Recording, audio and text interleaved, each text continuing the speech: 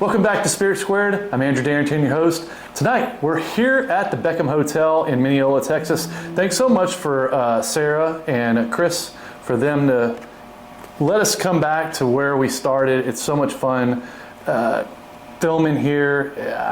It's just like home, and I love it here. More than likely, you're going to hear a train or two in the background, and we love that too. It just makes it nostalgic. Before we get started, I want to thank our sponsors. We've got Red Construction, Rex Consulting. We've got Goosehead Insurance with Ray Plunkett. We've got The Vault. We've got Humidor, Truevine, and we've got Hoot Holler Beverage down in Gun Barrel City. And then we have Stanley's Barbecue. Man, mother clucker, you got to get that. I mean, they're so good. And they started breakfast here recently. You got to go get some breakfast. It's pretty good. Thank you guys for being sponsors of ours.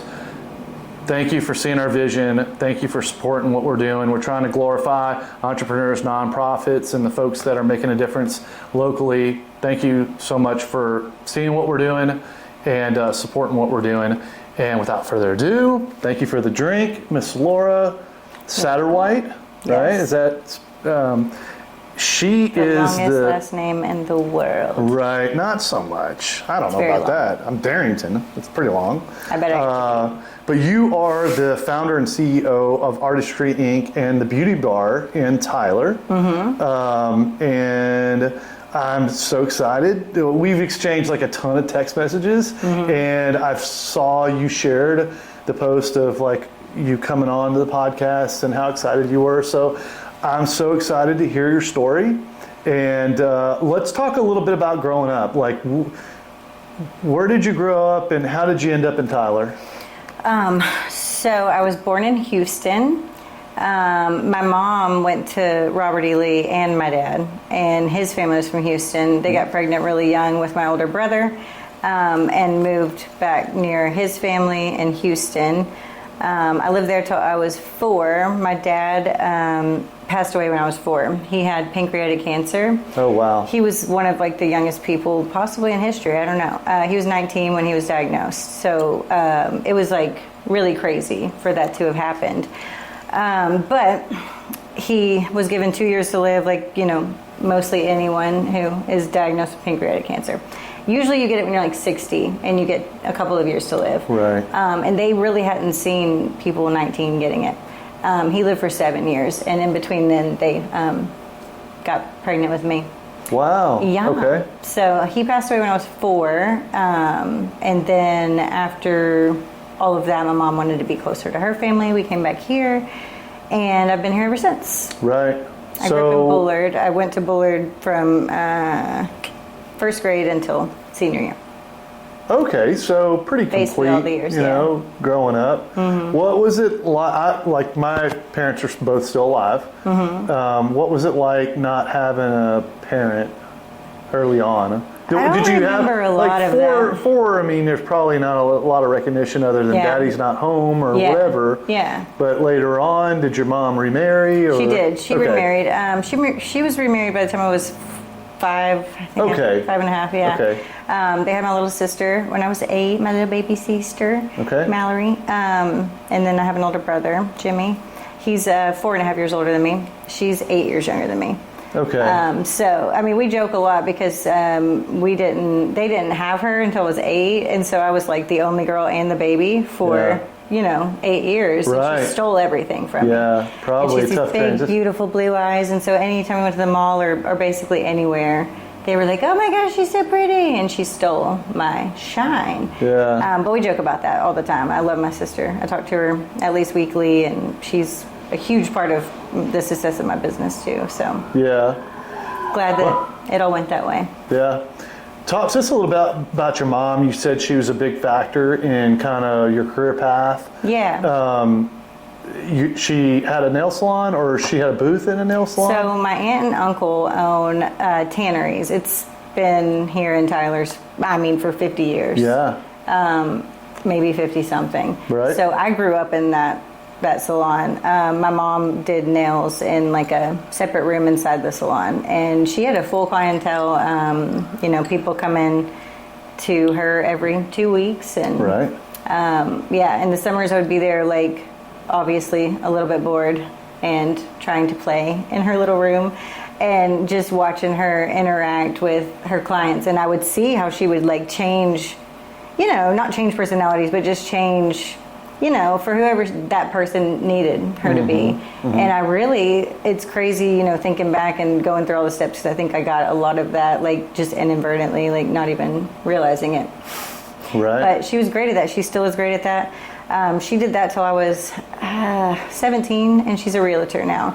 Right. She's been a realtor. I'm 38 now. She's been a realtor for 21 years. Wow. And she does great. She's really successful. But she's always kind of been more entrepreneur type and never really wanted to do an 8 to 5 or work like a regular job. She's always kind of she's just kind of a go-getter. She gets a lot of things done in a little bit of time, and just I think all the time, like I get my groceries delivered, and I don't know how she did everything she did. Yeah. To be honest. Yeah. Because I can't even grocery shop, and she did that. There was 3 of us, and we had extracurriculars, and she somehow did all of that. Right. But the folks that I've interviewed that have been like hairstylists, tattoo artists like yourself, and nail techs, they're all therapists too. And I think that's what you're telling us, is that they turn into therapists, and friends, then friends listening to the gossip or the venting and stuff like that. And you get all the juicy drama. Yeah, it sounds like your mom was turning that light on, and you were listening, kind of hearing some of that as well. And that's a trait that is difficult to train. Yeah. You kind of have to watch it and understand what it is. Yeah. How did music get involved at that age? What was it about? Like, you and I have talked probably obviously before this, but you mentioned that music was an influence pretty early. Yeah, I love music. I listen to music all the time, like way more than I watch TV or any of that. Okay. I just have to have music in the background or I go crazy. So I've always needed a job that had music, which is not exactly your everyday job. Sure. So I learned pretty quickly I didn't want like an everyday job. But yes, I love music. I love anybody who writes their own music. I'll pretty much listen to any genre if they write their own music. And I love all music, really, even if they don't. But those are my favorite artists, the ones that actually are poets as well. But yeah, my mom was a huge influence in that. We were big 90s country fans when I grew up. And then I got into more, alternative style. Like Matchbox 20 was probably like my first alternative band that I just love them still. For sure. Yeah. But Counting Crows for me. Counting Crows. So good. Oh, man. Here. Yeah, when he plays the piano, I'm done. Yes. That's me. So good. Yeah. Yeah, agree. Yeah. There with you. Yeah. But I love country. Country is like my roots, and it's like the stuff people don't like to talk about. They sing about it, and I love that. I love anything that like makes you feel something. Yeah. Yeah, fun. All right, so you're watching your mom do that. You go through school. I should say too. Go ahead. Me and my mom's favorite song is Fancy. Oh, really? If Fancy comes on, Reba McEntire. Yeah. You're singing karaoke. We're jamming. Yeah. Yeah. That's your karaoke song? Like at the top a lot of the people line. say strawberry wine. Oh, that's the first CD I ever bought. Okay. Back in the CD days. Yeah. That was my very first one. I was 12. Strawberry wine. My mom and I, though, my husband makes fun. I wanted to name our daughter Fancy. He would not oblige. It'd probably be a hard no for me, too. It was a hard no. I think it's rude. I love the name. It would be cool. It would be different. Yeah. But my kids' names are pretty different, too. But, Fancy was our jam. Yeah. So you go through high school, and then how do you end up in pathology? Ooh, long story there. In high school, I did retail. Well, we got a little time. So in high school, I did retail. That's where I learned to kind of sell and, customer service, how to talk to people, how to connect with people. And then I ended up moving to Dallas when I was 19 and lived there. What'd you move to Dallas for? Just to get out of Tyler and be a grown up. I'm right there with you. Yeah. I did it out of North Louisiana though. Okay, cool. Yeah. I mean, yeah, I didn't want to be far from my mom. I was never one to be Sure. like, I'm going to go 3 states away. Right. But yeah, Dallas sounded Just needed fun. some And it was space. fun. I mean, Needed there's a lot some of things air. about it I miss, you know. Yeah. But Tyler has really come up as far as restaurants and things to do and Yeah. all of that.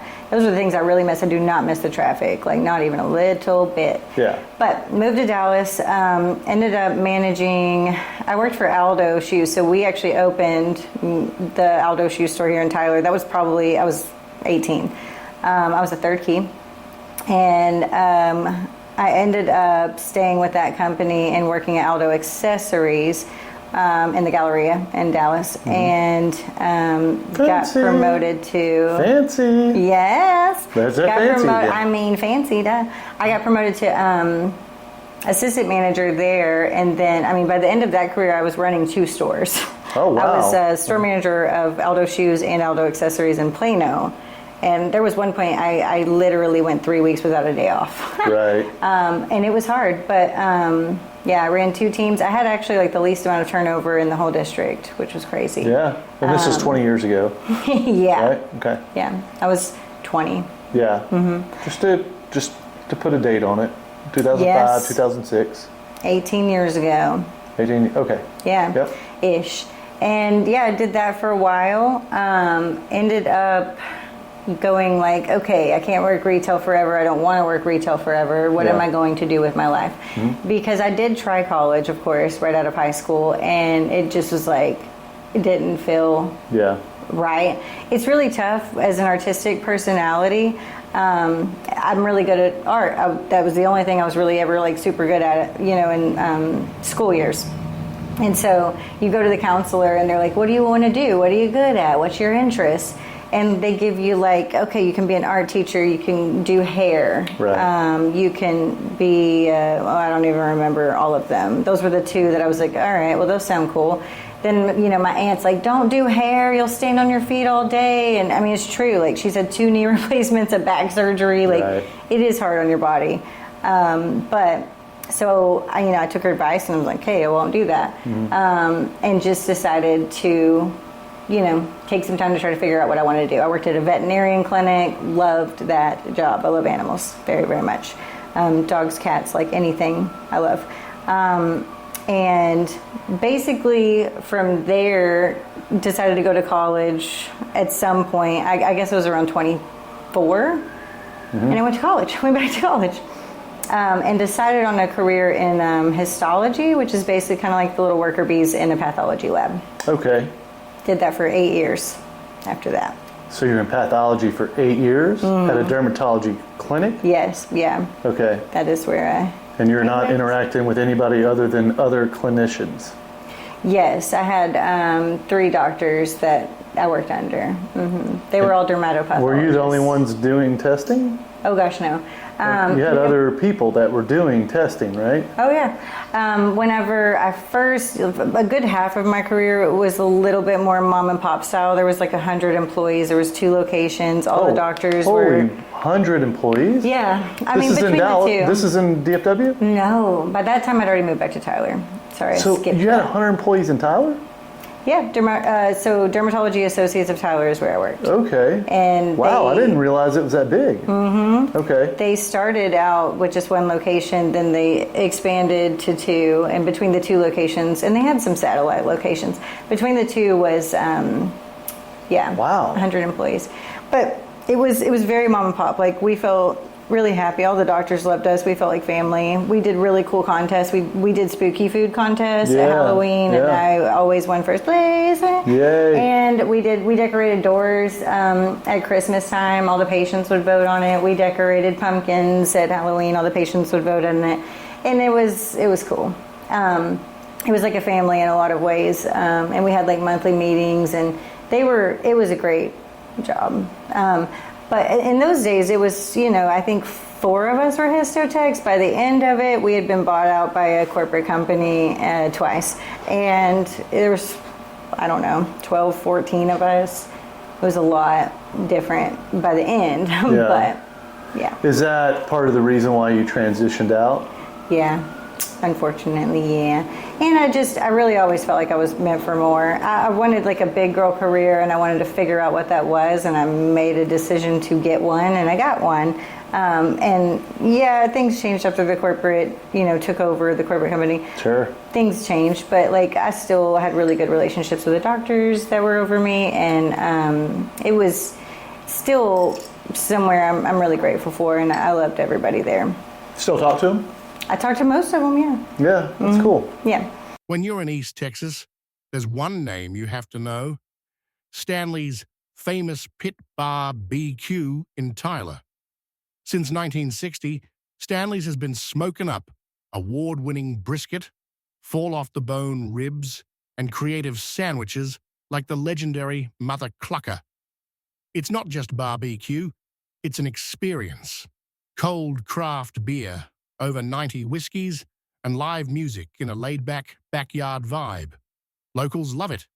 Legends play here, and your taste buds will thank you. Come hungry, leave happy.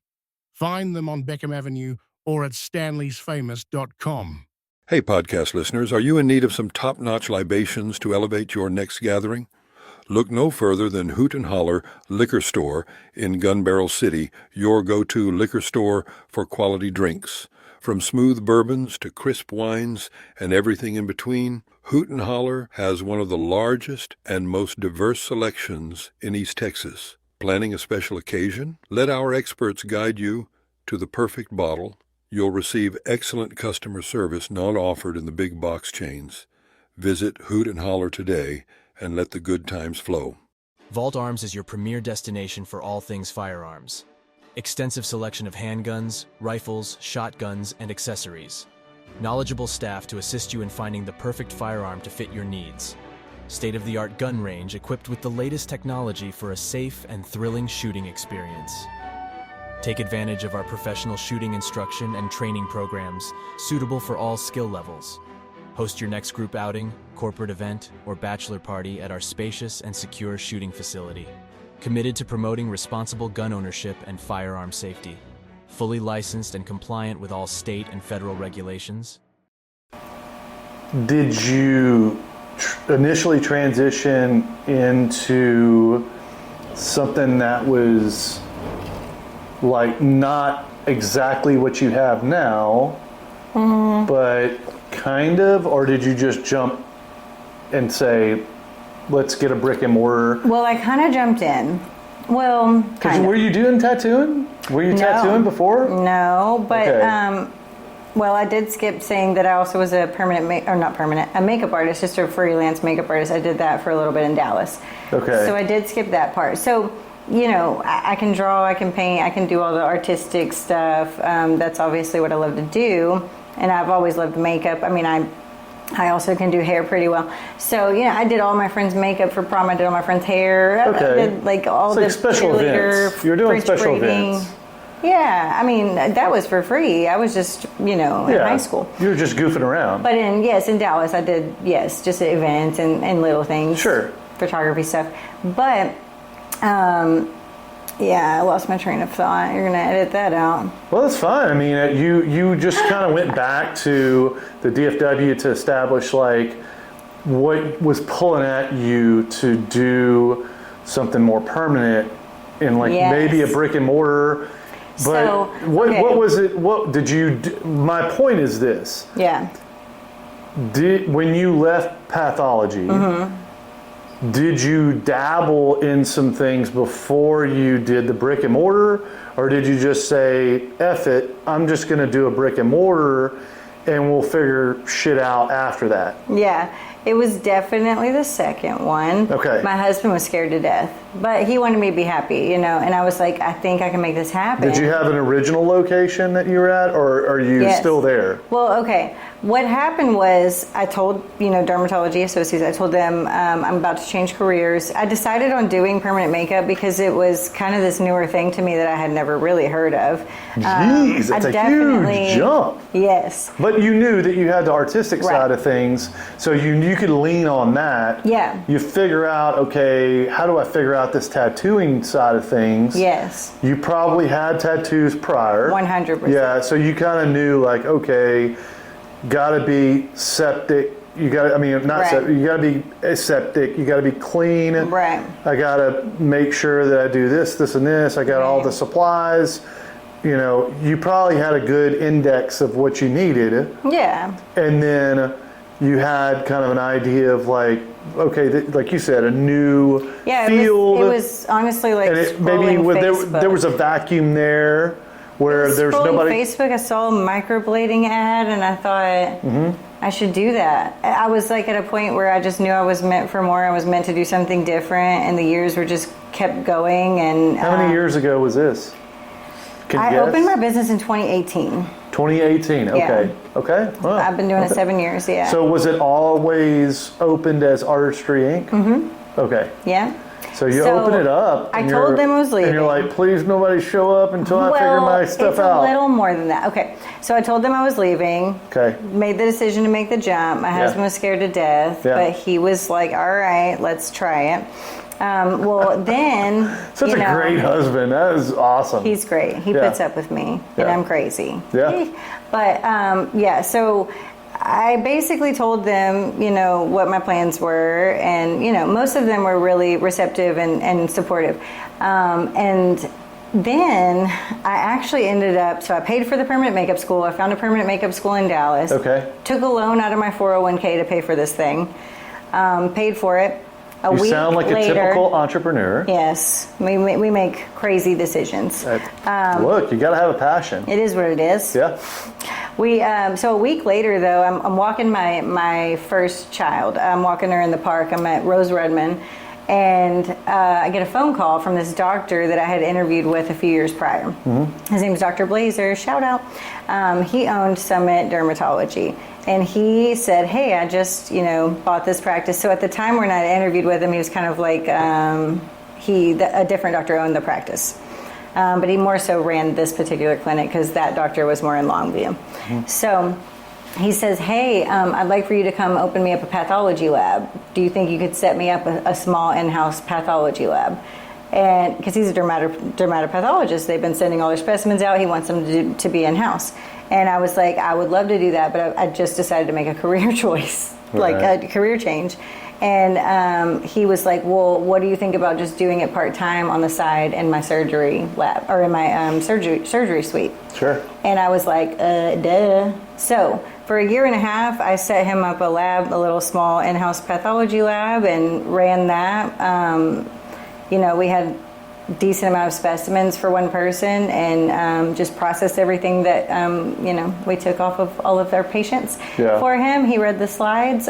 We did that for a year and a half, and basically I did it part-time. I did permanent makeup on the side part-time. It was a good stop with a baby, like a crazy person. It was a good stopgap to kind of... For sure. It was a great way to do it. And anytime anybody ever wants to do something else, but they're stuck in this one career, but they feel like they're meant for more, I'm always like, hey, there's a gray area. Just figure out what you want and ask for it. And that's as simple as it is. There's always gray. Yeah. Figure out the amount of hours you can do both. And then when you get to the time frame where I was basically forced to choose because I was so far, just doing it part-time, I was 4 or 5 months booked out.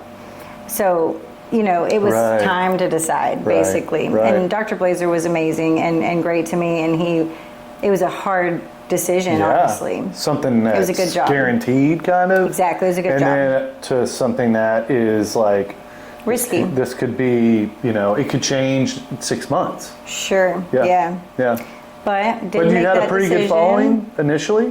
Yeah, I guess so. Did you do grand opening and stuff like that? Or no? I didn't really do that. Damn, no. okay. Yeah. Pretty cool. I just posted. We should do that next week. No, I'm kidding. I just posted my, hey, I'm gonna go and do this full time. But 4 week or 4 month, a waiting period on the initial launch, that's pretty good. Crazy. Yeah. Even at part-time hours, and we can get into we're going to get into the offerings and stuff like that. Yeah. But that's insane to me that you have a 4 month wait, and it just goes to show what the demand is for that, and that's awesome. So you pick your niche.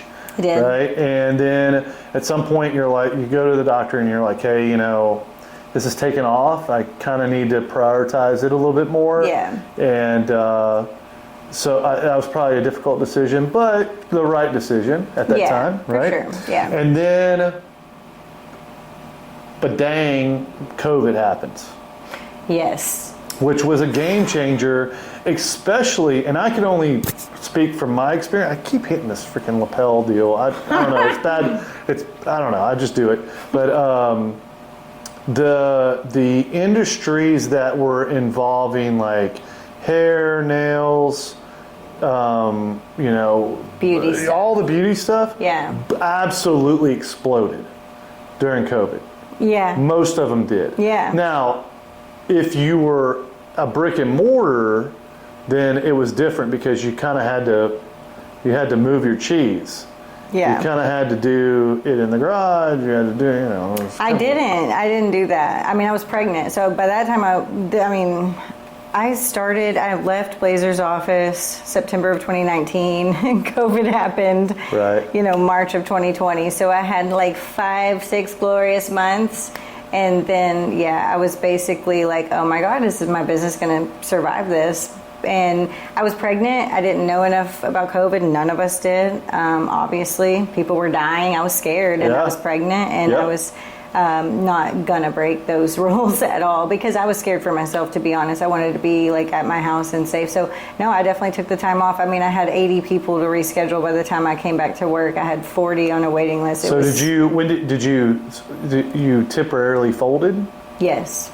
Did you start in March? I just shut down like I was told to, Came back in May. Okay, we did not get opened back up as tattoo artists. Yeah. Like the hair people opened up before us. I remember that well because I know all the permanent makeup artists were like screaming at Abbott, like, hey, we're a beauty service. We're not just tattooers. They basically, opened us back up about a week after the hair people, if I remember correctly. Yeah. I think it was about May 15th. Because a lot of people were getting caught doing hair. Oh, yeah. And they were getting caught doing tattoos. And they were getting caught, not wearing masks. Oh, yeah. And it was litigators, like politicians that were doing it too. Right. Sure. We can go on and on about all the mess that was. Yeah. But fun times. But so you reopen and then you get an explosion of need, right? Yeah, kind of. I mean, within like my first year back. You told me you had an 11-month waiting list. Yes. Yeah. During COVID. Well, it wasn't during COVID. I mean, I had 80 people to reschedule. I closed my books where new people couldn't schedule. I didn't know when I was going to open it back up. And so I wanted the 80 people that were already on my schedule to be first. And then I had a wait list of the others that wanted on. Right. And then it just kind of blew up after that. I really think the masking helped because everybody's like seeing nothing but eyebrows. Right. So that helped. Sure, I can see that. I did a ton of nurses. Everybody was not wearing any makeup. They were wearing masks. They had the mask knee, as they all called it. And then if they had makeup, it was like melting impacting, off. yeah. So they were like, I just want this permanently done. There was a ton of nurses. I did tons of nurses. I used to say they got to be like 75% of my business, but not so much anymore. But in those days, it was so many nurses. It was crazy. Yeah. Mm-hmm. What was it like managing like the COVID side of things, reopening? Horrible. That wait list, and then you're pregnant and you have you have a young child, right? 3, yeah. Yeah. So like, that's a lot to manage as a mom. It was a lot. Yeah, it was a lot. And a business owner. Mm-hmm. It was a really stressful time. So you did like your mom did, like you figured it out. Exactly. Yeah. Yeah.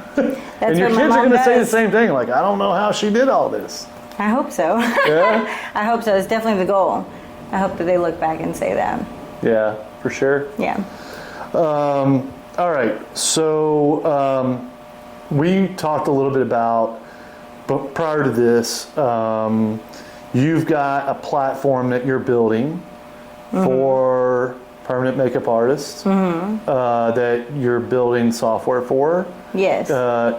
Don't give us all the details because obviously it's going to be proprietary, but what made you want to do that and why do you think it's important?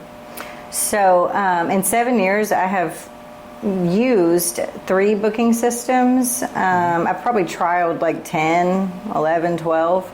And basically all of the ones I've used have great things, but just aren't enough. They don't have everything I need. They're great for estheticians. You know, a lot of those booking systems, they can be good for hair people, estheticians. When it comes to permanent makeup artists, we are required to write down every needle we use, the size, the configuration, the brand. Same with all of the inks we use. We have to put expiration dates, lot numbers, all the things. So basically I've made a really easy way to kind of quickly put those in, those needles. And of course you have to put them in ahead of time in your own system, whatever you use. I can't know what everyone's going to use, but makes it super easy. It's a very like click, click, click situation when you're filling out all of the info that you want to go back and look at when they come back to see you. Yeah. And then it's a really user-friendly booking system, and then on top of that, they'll basically get a full-blown website, easy to manage, it's a copy and paste of everything on my website, and a full booking system, and then a full note system, quick note system, to put in everything they used. Yeah, very cool. Are you looking to optimize your drilling rig operations and maximize productivity? Look no further. Rex Consulting is here to power your drilling. With over 20 years of industry experience, our expert team provides tailored solutions that drive efficiency, safety, and profitability. From site assessments to cutting-edge technology integration, Rex Consulting is your trusted partner for land-based and offshore oil and gas drilling solutions. Ready to take your rig to the next level? Contact Rex Consulting today and send your operations to the next level in operational performance. Contact Josh Simmons at 918-637-9181. Rex Consulting, level up. Looking for your next favorite hangout in East Texas? Come experience True Vine Brewing Company, Tyler's original craft brewery. Since 2014, True Vine has been serving up award-winning beers with a laid-back, community-focused vibe. Whether you're sipping on a seasonal IPA or enjoying one of their signature brews, you'll feel right at home. With 2 awesome locations, the spacious Earl Campbell Parkway Tap Room and the cozy downtown square spot, there's always something going on. Live music, food trucks, and even spots for your kids and your dogs. True Vine Brewing Company, more than a brewery, it's a place to connect, unwind, and taste something truly local.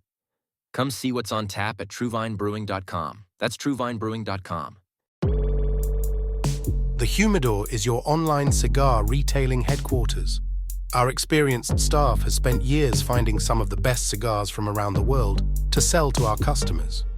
If you're looking for an online cigar store that can help you find your next favorite smoke, welcome to the Humidor.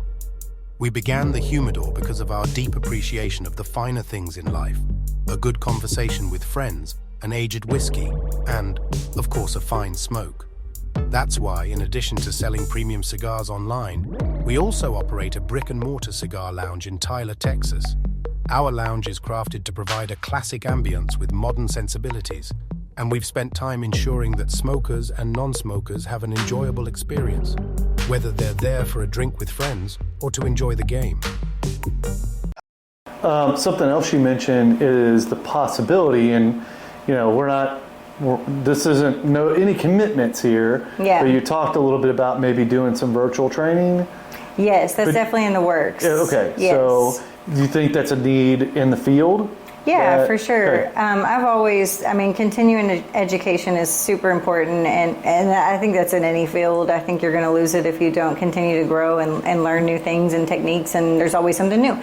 So, mine is basically going to be for artists that are already certified. It's not like a training program or anything like that. You need to be certified and send me your license, and then you'll be able to purchase the course. Yeah, that's cool. But yeah, I'm going to do a breakdown of lips, a breakdown of a couple styles of brows, breakdown of color boosts. I would love to do a business mindset breakdown, how to, just customer service and how to handle your, wait list, all the things. Those are in the works, and I'm kind of taking my time on those. I'm not in a hurry. Right. So, but, yeah. Talk to us a little bit about the difference between, or what should some people weigh out when they're thinking about going from regular makeup to permanent makeup, what should, not me, but my wife or someone else think about when they're considering that decision? I mean, to me, permanent makeup always needs to be like an enhancement.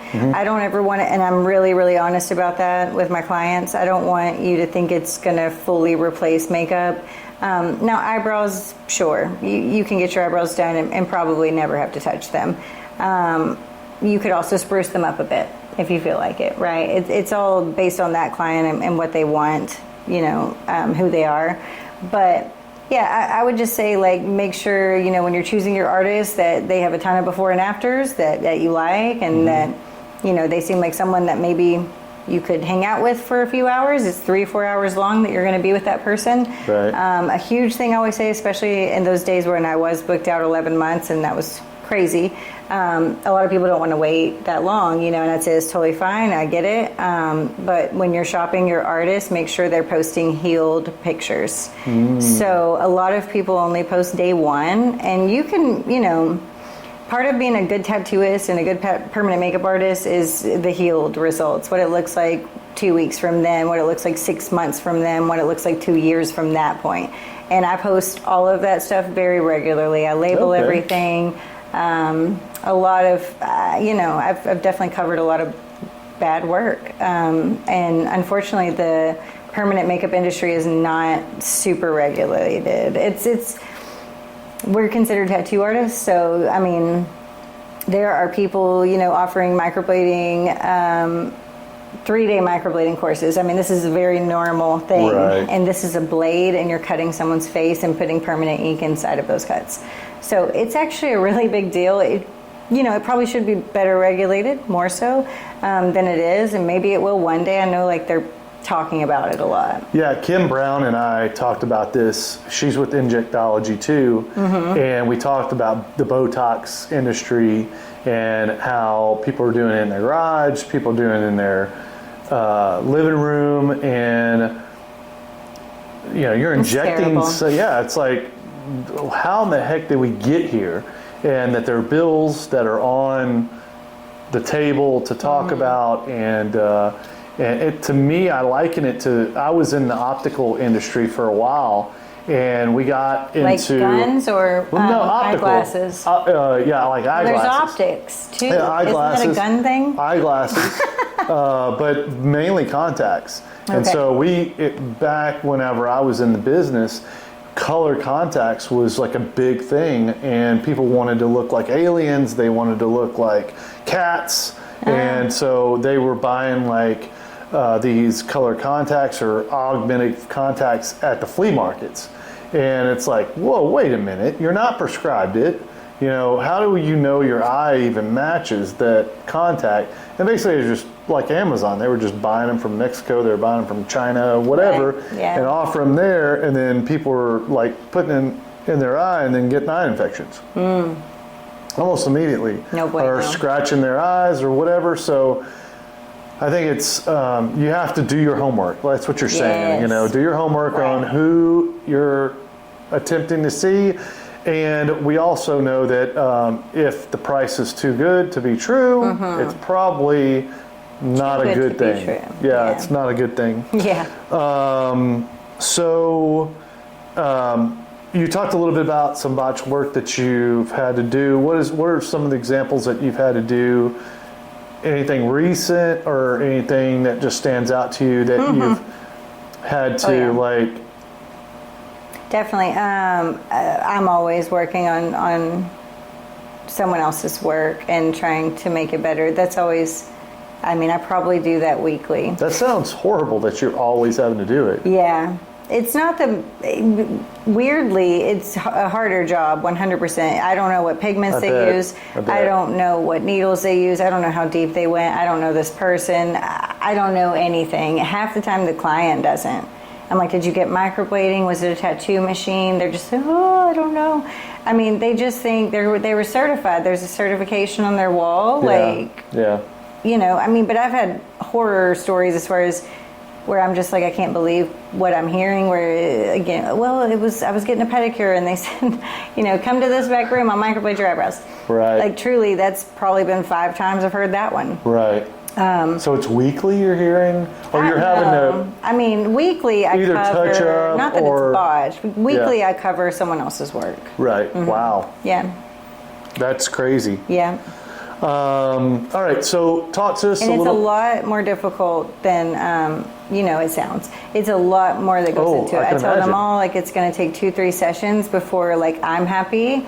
You're going to be happier probably after our first one because you're going to have a better shape, you're going to have a better color. But for me, I really like to perfect everything, and a lot of times these eyebrows that I'm covering are way oversaturated. They've turned black blue. There's the train. There's a train. Yeah. Our first one. There it is. Maybe our only one. It gets really loud. It's fine. I love it. Yeah, it's cool. It's one of the things that's nostalgic about this area. Yeah. And it's an Amtrak, which is going 100 miles per hour, Yeah. probably, maybe more. Is that the one that goes through Wascom? Yeah, probably so. This I had a friend that is lives right Highway beside 80. it. This is That is Highway it. 80 right That's here. it. Mm-hmm. So it goes to Longview. So Yep. from here to Longview, from here also to Fort Worth. So it goes all the way to Fort Worth. Yeah. And then it goes all the way to Longview. I had and a friend that lived so close to this train track. Yeah. It's crazy. And from Her Longview, kids, didn't even wake I up. think They're it very goes used to it. north. I think it goes north from Longview. I don't know. I'm not positive, but I'm pretty sure it does. Well, I don't 'Cause know my directions, This same train, I believe, goes to Chicago. So it goes through St. Louis and then goes to Chicago. Interesting. Yeah. Yeah. Didn't know My that. dad was in the train business. Really? So I've done a little bit of research on Amtrak. Not that I'd want to spend a ton of time on it, but it seems like an interesting thing to do. Kind of cool. Yeah. Yeah. Yeah. Long rides. All right. Well, shoot, you were talking about. Yeah, but the permanent makeup that's not great. Yeah. Yeah, so it's going to take more you sessions. You said it was taking more than one. It's going to take more work. It's going to take more sessions. I don't charge anything extra for it because I love to do it. I love to fix someone that has low confidence because they chose someone wrong and turn that around. So I don't hate doing them. It is more work on me. It's a lot harder, but I love doing it for the end result. Sure. But sometimes there is people that I can't do. Whenever you have previous permanent makeup by someone else that wasn't me, you have to, send me a picture so I can look it over. It has to be clear. It has to be good lighting. It has to be no makeup on top of them. And that way I can really see and figure out if it's something I think I can make better. And my, quote I tell everybody is if I can't put you in a better situation than you were before, then I won't do it. Right. And then from there, they can either get their brows lasered off, which is super traumatic to the skin, and it's traumatic to the person. It's a huge healing process. It's multiple sessions, which I'm thankful that it's a thing, because I do have to send people there, sometimes. But I try to do what I can without having to do that. But if I truly feel like I can't make them any better and actually put a shape on them that I'm proud of, then that's a tough conversation that I have to have later. Yeah. Mm-hmm. So you talked about, covering up some of these errors and things like that. Obviously, you do the brows, you do lip liner. And what are some of the Lip blushing. I do not do lip liner. I'm sorry, I said the wrong word. It's basically like a full lip, but blush. It's supposed to look like what God gave you. Okay. Like you were just born with beautiful shape, beautiful color. Okay. It's not supposed to look like makeup. I don't really like that with any of my stuff. I want it to look as natural as possible. Yes. I will go pretty bold with brows if that's what the client wants. But with eyeliner and lips, I prefer to stay on the more natural side of things. Okay. What else do you do? And lip liner is not natural, right? Oh, It's just like an hey, outline. look, I just used the word. I was trying to say, okay, you're making the lips fuller or something. I don't know. I mean, giving it a look of fullness, sure. Okay. You're such a dude. I'm a guy just trying to figure things out. I'm going down a road I've never gone down. I know. Before, Well, welcome. which is great. You know, Yeah. it's awesome. We're learning things. What else do you offer there? Okay, so I do brows, eyeliner. I do what's called a lash enhancement. I don't do classic eyeliner. It's going to be more of like your natural. It's going to make your lashes look darker and thicker. It's super natural. And then I used to do the classic eyeliner. I just don't really like to do it, so I quit doing it. Okay. I will cover bad eyeliner and make it better if I have to. If they come to me with brows and like, I'm going to put my beautiful brows on your beautiful virgin skin, but these eyes look crazy and I can make them better, then I still will, even though I hate it, and it gives me a migraine 50% of the time. It's a lot of tension in this tiny area. But I do lip blushing. I do, so breast cancer patients are a huge part of my job. Breast cancer survivors. So basically they have been through the ringer. Most of the time they've been through 2 years of chemo, sometimes radiation. Their treatment plans are long, and then they have to do, basically a big surgery where everything is removed that's possible. Right. And then they go through this whole stretching thing, and then implants come in after that with a plastic surgeon, and they have a few different choices as far as reconstructions that they can go with. A lot of plastic surgeons do areola reconstruction, where they take a graft from your groin or wherever, right, and kind of build you an areola. But a lot of those are my patients or my clients as well, because the color doesn't come out exactly perfect, or the shape isn't exactly perfect, so I'll enhance it and make those more natural looking. And then a lot of times just like a blank slate, they don't have anything, it's just flat skin, and they make it look 3D, like it's a real 3D. That's cool. Nipple, yes. Yeah. All of the wives show their husband these pictures. Yeah. In the days that Facebook used to let me post them. Yeah. I don't post them anymore because it gets taken down. Yeah. But it's funny how many wives come in and tell me, oh my God, I showed my husband that immediately. He couldn't believe it. So it's like a huge compliment, Men are obviously looking at those things. Yeah, and for sure. And toes and feet and stuff like that. I mean, I saw the video. Feet. The web feet. Talk to us about that. Like, how often does that come up? And she's my only one I've ever done. Okay. Yeah. I mean, there's a ton of things I would love to do that I've seen online. Like some people who've had like their fingers chopped off, like maybe these two got chopped off and they'll do little nails on them. I'd love to do that. I would love to have an alopecia client that has 0 eyebrows. Never had that happen. I mean, I've done all kinds of scar camouflage in lots of different areas of different ladies' bodies. Anything, if it bugs you and I can tattoo it, I mean, I will do it. Okay. If it'll make you feel better, I'm down. Any guy clients or no? No, I've never had Never any. one? Mm-mm. No, but the scar thing, the scar definitely, you would think a lot of them would.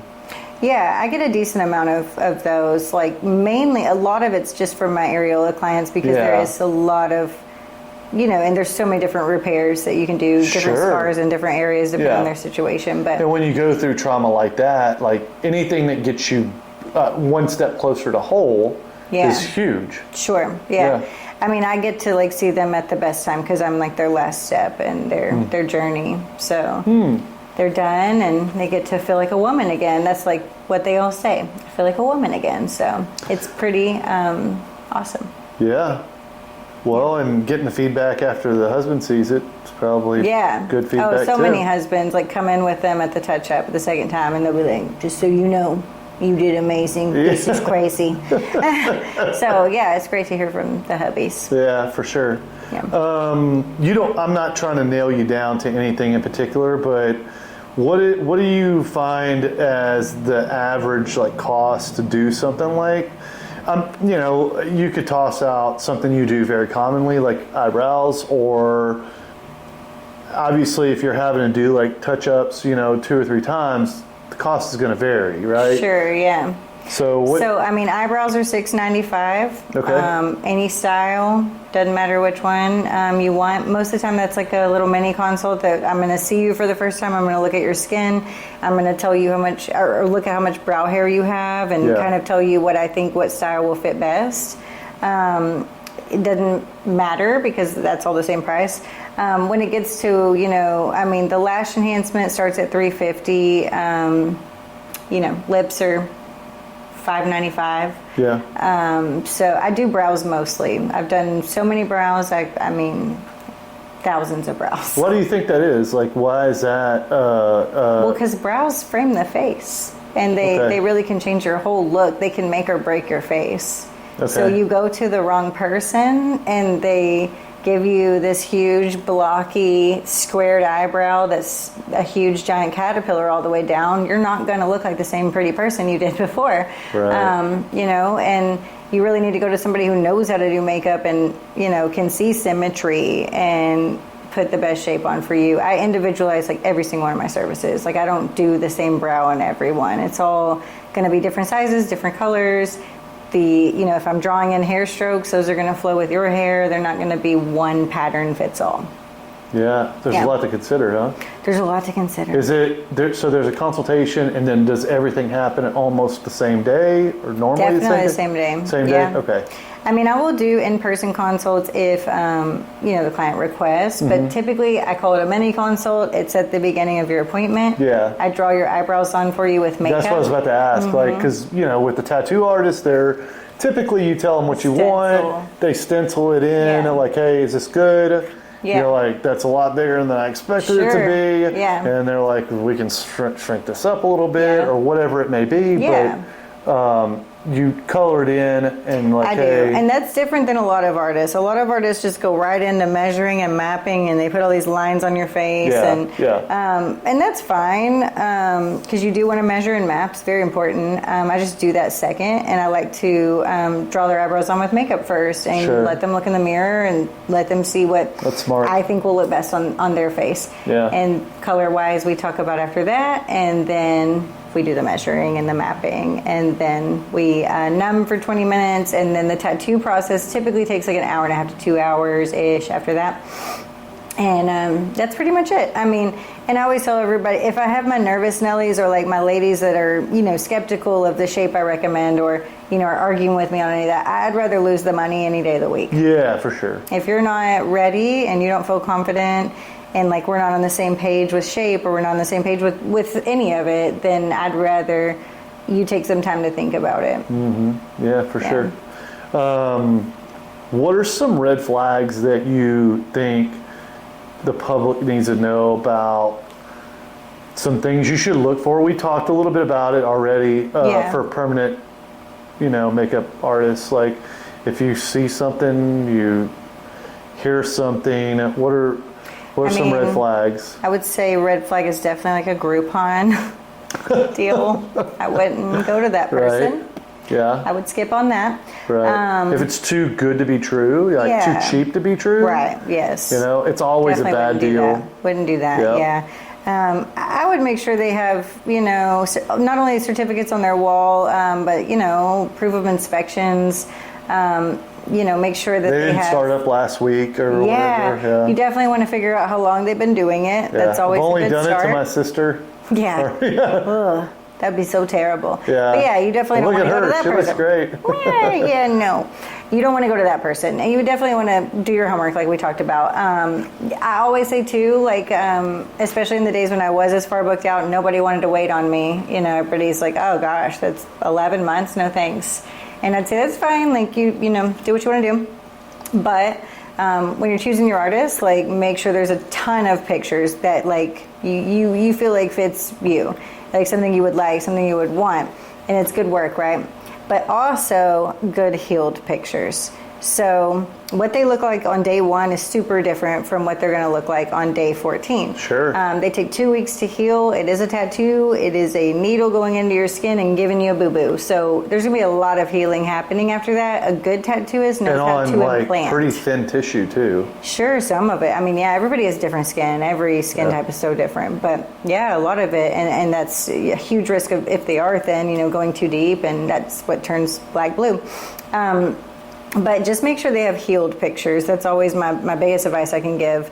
If they're only posting day 1 pictures, which look beautiful, yes, but they're dark. They're dark. My eyebrows, I always start on the warmer side because tattoos are going to ash out.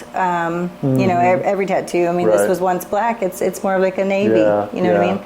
So, you have to keep that in mind. My eyebrows, if you're looking at day one on my website, they're going to look a little on the warm side, and they're going to be probably a little too dark.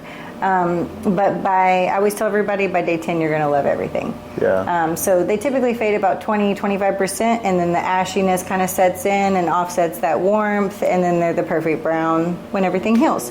And then implanting skin, implanting pigment in skin is, so much goes into the technicalities of tattooing that a lot of newbies, it takes time to learn, so day one might look good, but you might not have actually implanted pigment in half of that brow. You know what I mean? Mm-hmm. So you want to see somebody with a really, nice and solid and natural color looking the same saturation throughout when it's healed.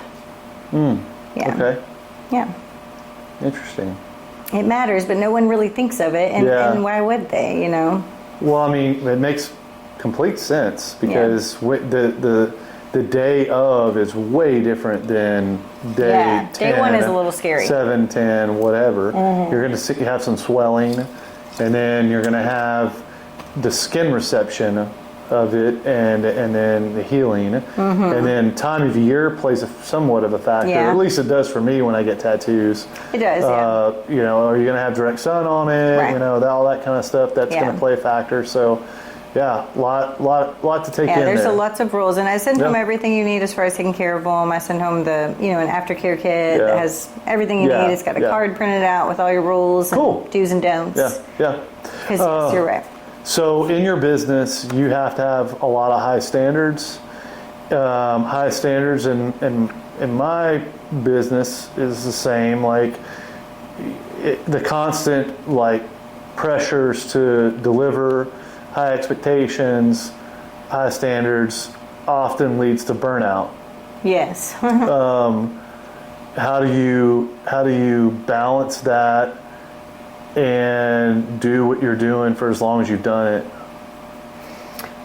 Well, you're going to have, highs and lows of any career that you create.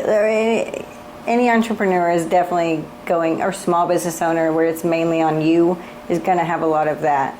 And I think a big part of it is just going hey, this is part of it, and just realizing it's an ebb and flow, and it'll always come back around where you're going to be all right. Yeah. I mean, especially I have 2 kids, I have a husband. I mean, I love my family, and, I hate that word balance, to be quite honest. I don't think it exists. Okay. Yeah, I'm not a big fan of it. Okay. That work-life balance that they talk about? Yeah. That's a lie, if you ask me. Well, as an entrepreneur, I do believe it's a lie. It's a lie. Yeah. I think a lot of people think, I want to be my own boss. Yeah, guess what? But you work for your customers all the time. You're never off work. Yes, you're never off. Never off work. Right. And a lot of places that are very successful have to close for 2 weeks so that they can take time off. Yeah. But then customers complain that they're closed. Right. You're going to get a Google review. You're going to get whatever kind of review because you were closed for 2 weeks so that you can take time off to have a mental reset. Right. I've seen it. You needed that, but no one cares. Right. No one cares. And you don't want to put that out in the open anyway. You wouldn't put that publicly anyway. You wouldn't want to. But have you had burnout? Absolutely. Yeah. Does it happen often or no? Yes. Okay. I mean, yeah. How do you reset? A few times a year. How do you reset? How do you? I mean, what I have done. Because I think I'll stop you there because you're creating things. Mm-hmm. So there's a lot, you're like an artist. Mm-hmm. There's a lot of creative energy. Yeah. But you see somebody happy on the end of it, and you understand that people are seeing them, and they're possibly talking about the benefits of it, whether it be just them and their husband or out in the public life. And so that's got to feel great that you do those things, but there's a lot of time in your life that you're sharing with other people versus your family. Right. So that part there's a hard juggle there. Mm-hmm. So how do you reset that burnout? I mean, a lot of it is like once you get the confidence in yourself, which honestly, you know, it might take some counseling. It might take reading some, you know, self-help, some psychology books, some business-minded books. I like to, in counseling, they use this term, it's called a resource. I don't know if you've ever been to a counselor, but I've seen a few in my life. And it's called a resource. So it's like the things that like will put you back into happy mode if you're feeling down. Yeah. So, I mean, I have my own resources. Everybody's are different. But, you know, if you are in burnout, then you need to definitely lean on your resources. Yeah. And honestly, and this isn't for everybody, but I love listening to business-minded books, self-help books. I love listening to them on audio while I'm also like conquering a to-do list. Yeah. Now look, that might be like truly resting in Netflix and chill for the next person. It's not me. For me, it's growing, evolving, like going, okay, I'm in a funk, like how can I get to that next step to get out of it? So audiobooks are a huge resource for me. That's one of them. Podcasts, audiobooks, anything business-minded or just like self-help, developmental growth, mind-wise. I love learning about the brain. The brain is crazy. Plus, I am a therapist, so like... The body and the brain, both. Yeah. It's crazy. Yeah, no, but the brain is crazier. When I feel burnout, the body just follows the brain. I tend to like toggle to silly. I just want I don't want to feel real. Yeah. I want it to feel like it's a simulator. Yeah. And I just want somebody to tell me that being just off is okay. Yeah, you know? It is. It's perfectly normal. Yeah, and so... Especially for entrepreneurs, we go. Like, we're really, like, we're hard on ourselves for, like, we're a bit of perfectionists, and we want everything to be, like, so. And you can only do that for so long before, like, you will crash. Yeah. It's just part of it. And I have big rises, and I have pretty big crashes. But what I do, like, for every day, like, burnout, obviously, is like it's a bigger deal, and I just lean on my resources for that and try to take off work if I can. Like if someone cancels, I don't feel it. You know what I mean? I take the time off and I go do something that's a resource. But for the most part, I try to like prioritize my, I guess I like rotate my priorities. So like everyone in my life is a priority, right? My business is a priority. My husband is a separate priority. My kids are a separate priority. My girlfriends, like doing girls' dinners and nights out once every couple months, that feeds me. It makes me feel whole. Resets you. Yeah. So like all of those things you need to do. Separates you from being business. Yeah. You know. But they're also like my hype team too, my girls' dinners, you know. So we talk a lot of business a lot of the times, but it's just a different environment and you need it. Yeah. You know, you need to get outside of your normal. 100%. But I like to rotate it. So like what I say to like my friends and honestly anybody who asks, I love to rotate priorities. So like maybe I haven't loved on my husband in a couple of days. Of course, I always love on him, but you know what I mean. Yeah. You know what I mean? Oh, like I maybe, know. you know, it's time. Yep. For some things. You know, so you want to always be sure that, you know, that day I'm going to give all my husband the love. You know what I mean? Sure. And then, like, the next day, that might be kid number one who has just been acting a little more needy for mommy. Yeah. I'm going to take her, I'm going to, like, do some one-on-one time with her, you know, make sure she feels special, ask her a million questions that we just sit there and talk and she listens. The next day might be the next kid. The next day might be me, like, full balls to the walls. Maybe I don't have any appointments that day and I'm getting 17 things knocked off my to-do list. Because I also tattoo for a living. I can't touch my phone. I mean, I can't mark it. I can't put in any of the notes. Like, there's always so much admin that I have to do. So then for that whole day, I'm just going to go balls to the walls getting that done.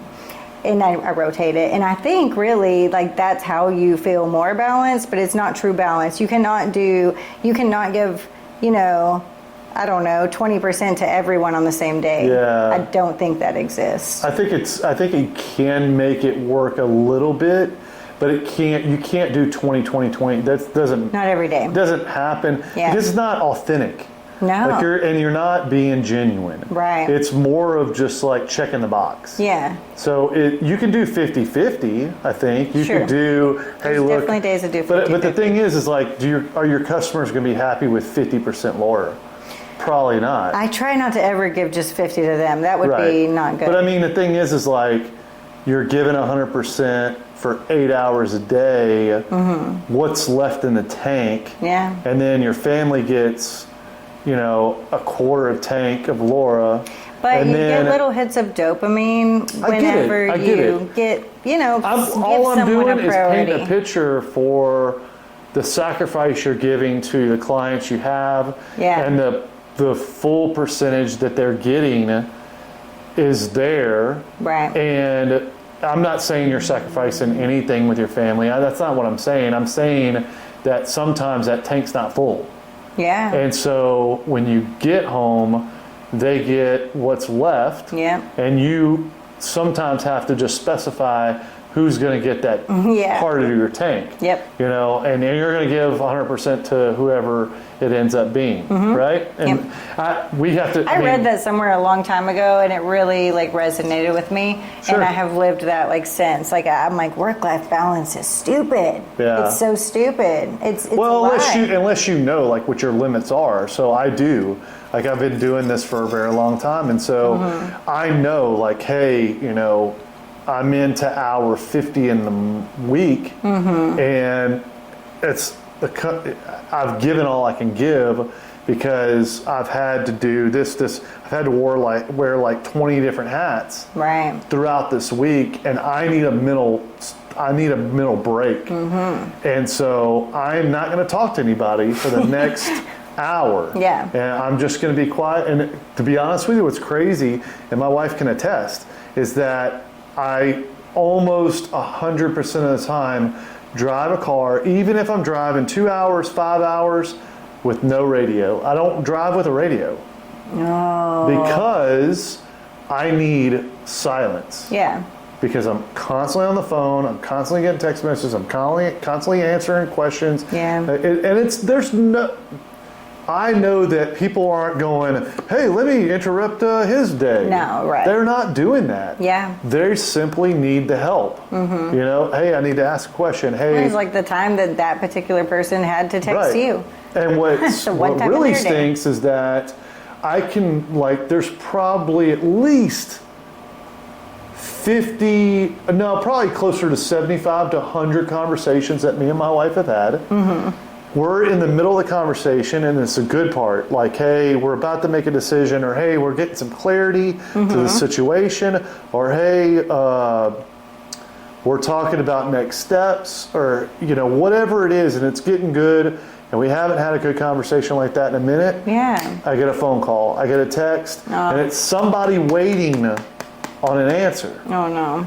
Which stinks. Yep. And you have the same thing with an entrepreneur. Is you have a client who has a question, they have an issue, they have a concern, they have a follow-up that they want to schedule, or whatever it may be. I mean, you have that part of yourself that you serve, and then it's just it's a delicate balancing act that not everybody has.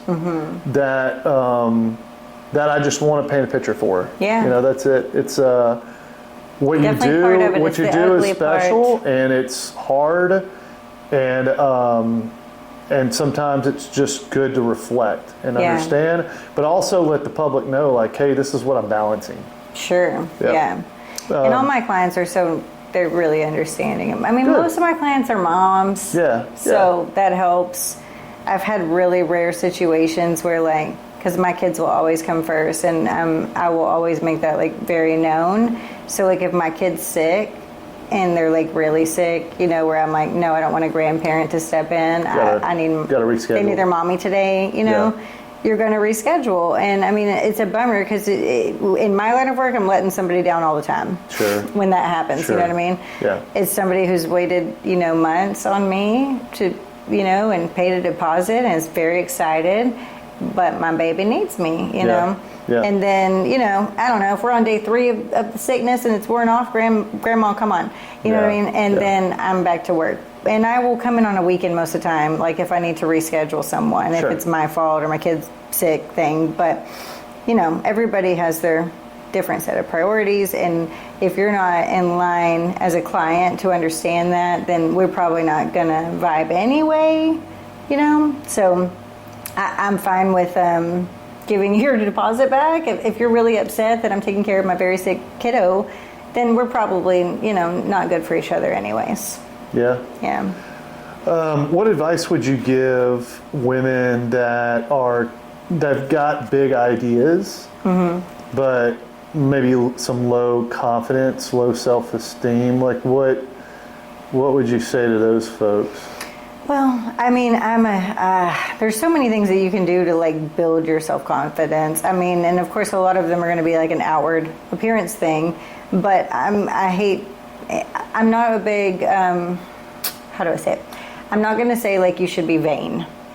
I'm not a fan of vanity, but I am a fan of you looking in the mirror and thinking you look pretty good and being proud of what you see. And that doesn't have to be vain. So, I mean, do the things that make you, figure out what makes you feel prettier, better, smarter. Do those, take action and make one of them happen. And before you know it, that's back to the brain. There's instant hints of dopamine happening and you're happier. And then you have more confidence, you're braver. You feel a little more braver to make those bigger choices. I mean, I guess like just focus on yourself first, figure out what makes you feel the most healthy and the most confident and get that squared away. And then, whatever your next business move is, or if you wanted to do something big, I mean, I think that needs to be like a separate thing. But get yourself, in order first. Yeah, it's one of the words you used with me was manifestation. Yeah. Like you've got to build on something. Yeah. So start. Like take a step, see how it goes. Yeah. Take another step. Don't sit there and wallow. Like ever. yeah, like there's only what ifs without a first step. Yeah. So you have to do that first. Yeah. I love that. That's like one of my favorite things too. I can't remember exactly what it is, but it's something like, if you do the, if you decide to take the big leap, like you have this big dream and you're like, oh, but I'm scared and I have this great job and there's insurance and, blah, blah, blah. Yeah. Like perfect. I told you earlier, there's always a gray area. Figure out a way to tiptoe, for one, make that your first step. And then for two, like when you get to that nudge part where like your intuition is like, go, go, go, then you probably should listen. But at the same time, okay, did you know that NASA, those people, they literally try to fail? That's how they test. They try to make it fail. Did you know that? They try to make what fail? All of their tests. They're trying to figure out basically what could go wrong. So all of their testing is to try to fail. Oh, interesting. So that they know what not to do the next time. Okay. Which is so I haven't heard that. Crazy. Yeah. Yeah. It's a really interesting way of thinking of it. But one of my favorite sayings, and like I said, I don't know exactly what it is, but basically, you have two choices. You can make the choice to okay, I'm going to go for my dream. I have a 50% chance of failing. I have a 50% chance of succeeding. Or I'm going to stay where I am. And guess what? That's a 100% chance of failing and staying where you are. So, it's 50% better to just go ahead and try, isn't it? Yeah, we had a guest on. I can't remember her first name. I know it starts with an A. But she did clothing and did a lot of decorations and stuff like that. Yeah. But she suffered with a lot of self-doubt and really bad anxiety and depression. Wow. And it was mostly revolving around when she had kids or after postpartum type stuff. Yeah. And then she, during COVID, was like, I'm just going to put my head down and I'm going to do it because that's what makes me happy. Yeah. So she just, went head down, opened the Facebook page, started making sweaters, spirit shirts. And now, she has a huge production, 3 employees, thriving, enjoying life. You can see in her mannerisms that she's so much happier than... Yeah, it's she was a nurse. She was a nurse when it works. And now, it's so. I think that what I you can test. You can ask other people what their thoughts are, but you're the one that's passionate about it. Mm-hmm. So if you're passionate about it, and you're confident enough, and you have a good brand, and you have some backing, and it's go just do it. It's what's going to make you happy. Well, especially, I mean, if that's what makes you happy, like that's like one of your resources, and it's your business idea, so it's going to make you money. Like that's a win-win. Yeah, 100%. Yeah. Yeah. What's next for Artistry Inc.? I know that your what is it called? The bar, the Beauty bar, Beauty Artistry bar. Inc. and Beauty bar. Yeah, you've got a little bit of a transition there, right? What do you mean? With you had some. Is somebody else in there? Because you had somebody that. Oh, that's leaving. That's leaving. Yes. Yeah. So do you have somebody coming in? Yes, there's been 5 of us. I opened it in 2022. Okay. August of 2022. It was all filled up, all 5 rooms by October. And we've been all 5 of us for over 3 years now. Never drama, never anything. Everybody's just been great. It's been beautiful. But aside from the only thing that hasn't been beautiful is Tegan, one of my girls. She's a permanent makeup artist there. Her daughter's actually battling cancer for the 2nd time. Yeah, that's what. I saw that. Yeah. Yeah. So she is actually going to go ahead and take a step back. And yes, I do have a room coming open. And hopefully we can find that vibes with all of us like it has been. It's been really, really easy and chill. So yeah. So is there anything new for Artistry Inc.? Aside from the booking system that I created, I'm still like trying to learn and live with and figure out exactly how I want to market that. But I do want to sell it, obviously, especially to permanent makeup artists. But I think a lot of people will absolutely love it. It's super user friendly. There's so much to it. Everything's in one spot, and it's everything you'll need. It's going to be great for permanent makeup artists, especially because we have so much notes we have to take. But so aside from that, going to be gearing up for that. And then there is kind of like some big news I can't talk about too terribly much. But we can talk about it a little I'm going bit. to be on an episode at a TV series, like TV show docuseries. I have an episode coming up. I'm going to be shooting that September 3rd. Nice. And then it should come out within the next 6 months. So wow, pretty excited. Congratulations. Can't talk too much about all of that, but right. Is it Thank you. what? Can you talk a little bit about what it's based on? It's a Is lot it mostly like just this, actually. like women in fields, Yes. or okay? Yes, it's like women entrepreneurs. Okay, awesome. Just kind of like telling their story. And Can you talk about what platform it may be on? no. Okay. So it'll be, but you said it'll be on It is video. going to be streamable. It'll be streamable. Yeah. Okay. It will be streaming, Very but cool. yeah, at the moment I'm not like allowed to say them. I don't know why exactly, but yes. Is it I'm not one supposed visit? to. You're just going for one visit? Yeah, it's just a 4-hour interview. A 4-hour? Yeah. Wow. 4 hours. Yeah. Wow. I know. It's in Miami, so me and my husband are going to make a trip out of it. Yeah. Very excited. I got an adults-only resort. Okay. We just did a trip to Colorado with our girls, and we learned that like kids don't appreciate mountains, and it almost felt like we didn't have a vacation. So we're just going to double up, and he's coming with me. I'll do my interview, and then we'll have a few days of chilling. Yeah, in sounds like a Miami. blast. Yeah. Congratulations Thank you. on the opportunity. Thank you. That will be awesome for you and for your followers. Yeah. I'm Yeah. excited. So, how many followers do you have now? I mean, I think it's close to 5K. 5K. Wow. Yeah. It's taken a while to build it up. 7 years, yeah. Yeah, but that's awesome. Yeah, and you know what? Like, they're all true, like, followers. Yeah, They're all, like, yeah. truly people. I saw you were like, hey, I'm doing this, and Yeah. a lot of comments, which is amazing, Yeah, and I a have lot the of best likes. clients ever. They're Yeah. amazing. They're super I love supportive. my clients, yeah. Yeah. They are. They're all, like, family to me. I love, like, literally every single one of them so much. They're all amazing, supportive people, and I've connected with all of them on, like, different levels, and they're all amazing. I love them all so much. Yeah. Yeah. Just talking to you, I mean, you got an infectious personality, and thank you get this vibe that you're going to take care of what I need. You're going to identify it, and then And you're I going to have will. this. That's really important to me. Yeah, you're going to have this specialized talents to take care of what's needed. Yeah. So I always want a happy client. I think that's huge. I think it's like almost like a dying breed of people, 100%. sadly. Yeah. I completely agree. It's like just try to care, try to put yourself in their shoes, and actually figure out what it would feel like if you were the person in this chair right now that's about to get your face permanently tattooed. Right. It all comes down to just like regular old, just being a good person and caring about people. And really, of course, like I want my work to always look good. I want my clients to always feel like it looks their best. And yeah, it's a huge, big deal to me. Yeah. Yeah.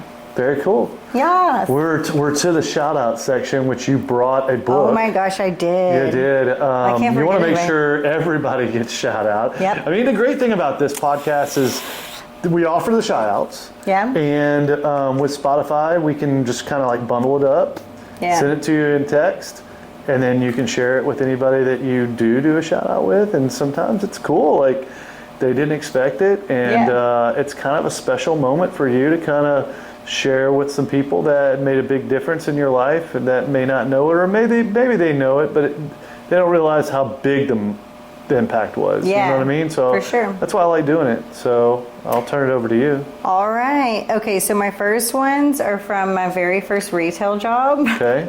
Dang, we're going back. Yeah, 16, man. All right, so Lisa Reinhart and Heather Hovland. So those two girls, they taught me how to sell and how to give great customer service, how to connect with people, awesome. How to have fun. Like, I love that you're shouting out yeah, old school. Oh, that is old school. You're right. But like, they were amazing. They were huge pillars in keep in contact with them? Absolutely. Lisa, no. I never really have. I mean, I've seen her because that woman will die doing retail. Yeah. I mean, the lady bleeds retail. Yeah. She's probably still doing retail somewhere. Some people do. But I've seen her throughout my life, yes, every like 5 years. And I'm like, Lisa, she's a go-getting lady. I loved her. That's awesome. Heather, yes, still keep in good contact with her. She ended up moving to Dallas at the same time as me. Good. So we both worked for Aldo and then different companies, and she's always been a huge mentor of mine, an amazing person. I love you, Heather. My mom, obviously, she's a huge part of, what I've become and all the ways that, how can you not shout your mom out? Especially when she's My like mom's doing a nails, badass. Yeah. showing you the way. Yes, she's. You can't you can't even understand like how hard of a worker she is, and like she's got such a big heart and so much love to give, and she loves her kids so much, and she puts a lot of time and energy into us, and she always has. And now her grandkids.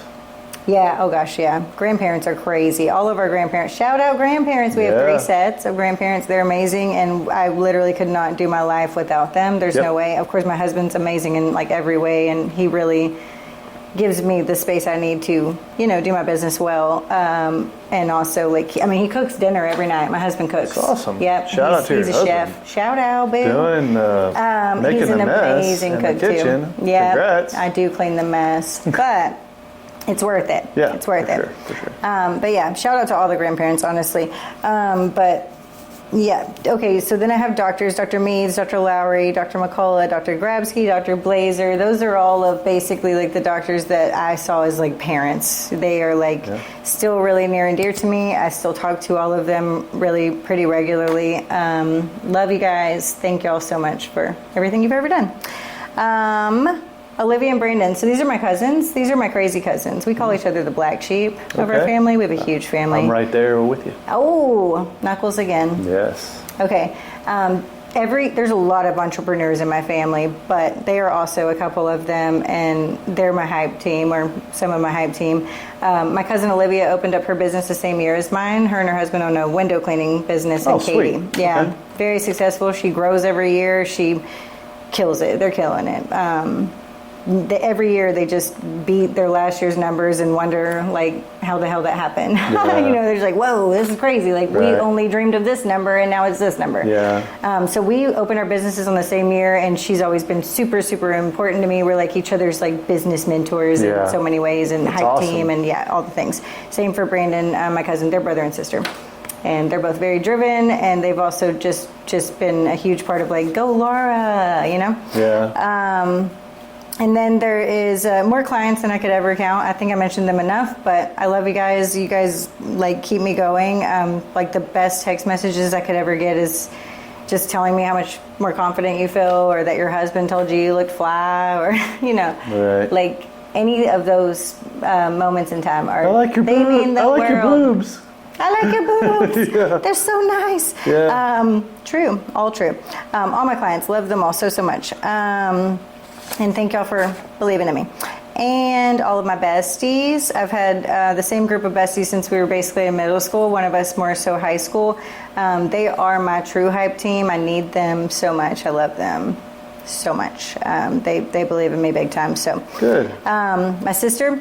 My little sister was like my booking assistant, is what it started out as. She has put in so many systems for me, and she's like my tech support and my tech guru of all things. She's taught me a lot as far as marketing and creating graphics and just everything. She's amazing. She's a social media marketer director, something like that, for like a worldwide crypto company. So Wow. she's killing it. Great She for deserves her. it, and I wish she would come back and work for me, but I can't afford her anymore. No. Very sad about it. Then, of course, my husband, he's always my biggest cheerleader. He has literally sat on the back patio with me, having drinks, just chilling for these last 7 years, and just telling me how proud he is. And Yeah, that that's is great. amazing. And he feeds me very well. Yeah. Shout out hubby. And then, of course, I wanted to say, too, one of my best friends, her and her husband have been huge business mentors to me, which they are both entrepreneurs as well. She owns Miranda Ayla Design. She does renders, 3D rendering. She does architectural design, basically, Awesome. and she's Yeah. killing it. I mean, she's got a wait list. She's killing it. Her husband, Jacob, is a CPA. He actually doesn't take new clients, but I will tell you, you will wish he was your CPA, because Right. he's the bomb. Yeah. And they're both just really business-minded, amazing people, work smarter, not harder kind of people, and which is really different for me, because I'm balls to the walls, let me just work myself into the ground sometimes, and they have really helped me to Take kind a of, breath. yeah, Yep. you know, be like, whoa, step back, Laura, let's not do Yeah. that. And of course, my baby girls, they're the reason I do everything I do. So shout out to my girlies. I don't want to say their names because that's like, I don't know, kind of weird, isn't it? Yeah, I'm not no. sure. But I love you girls. Y'all are my angels. Yeah. And I hope I make you proud. You do. Come That's on. it. That's my Well, book. I mean, I've It never was had a book. anybody bring a book. It's not a real book. It's 2 pieces of paper, guys. Right. It's like tiny paper. All right. Well, I feel obligated to do at least one shout out. Please do. I've had a number of mentors. My current boss is a great mentor. I love him. Love working for him. Great guy. My first mentor was like the guy who kind of trailblazed who I was going to be. Aw. His name's Chick Lehan. Shout out to Chick. He's, still Chick keep. is such a cool name. Yeah, great name, and just a cool guy. Yeah. We have a lot of great stories. I'm not going to bore you with that, but We gotta do dinner with you and your wife. yeah, You exactly. can I bring mean, it it's down. just such a nostalgic kind of figure, like a almost like not a dad figure, but like somebody that you're just like, damn, that guy is what I want to be. Shout out to my stepdad. Yeah, What's shout wrong out to your with me? stepdad, He's really too. my Yeah. dad. He's the best dad. He's the only dad I've ever But really Chick is truly not your had. stepdad. Chick I'm is just- not my yeah, stepdad. no, Tony, I love you, Tony Yeah, Brookshire. yes. I can't believe I didn't say that. Yeah, well, That you dude did. You is- thought about it. It's good enough. Damn it. It's good enough. He's my biggest Stop being hard cheerleader, on too. yourself. I love that Yeah. man. But anyway, man. you did Yes. make a shout out during my shout out. But You reminded me of him when you were doing your Chick's shout a great out. guy. If you saw Chick, you'd be like, this dude's got it together. Yeah. You fit. Him and his wife travel all over Wow. the place. Like, It's like doing yoga at 4:30. Probably, a.m. I don't know. I mean, just cool ass Yeah. mofo.